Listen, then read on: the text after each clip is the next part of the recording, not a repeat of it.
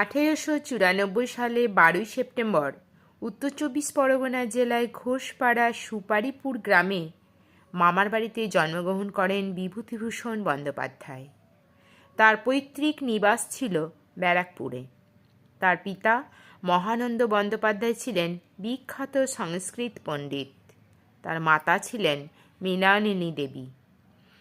পিতামাতার 5 সন্তানের মধ্যে বিভূতিভূষণ ছিলেন সবার বড়। পিতার কাছে তার পড়া শেখার পাঠ শুরু হয়। এরপর গ্রামের কয়েকটি পাঠশালায় পড়াশোনার পর বনগ্রাম উচ্চ ইংরাজি বিদ্যালয়ে ভর্তি হন। 1918 সালে সুরেন্দ্রনাথ কলেজ থেকে বিএ ও আইন বিষয়ে ভর্তি হয়েছিলেন।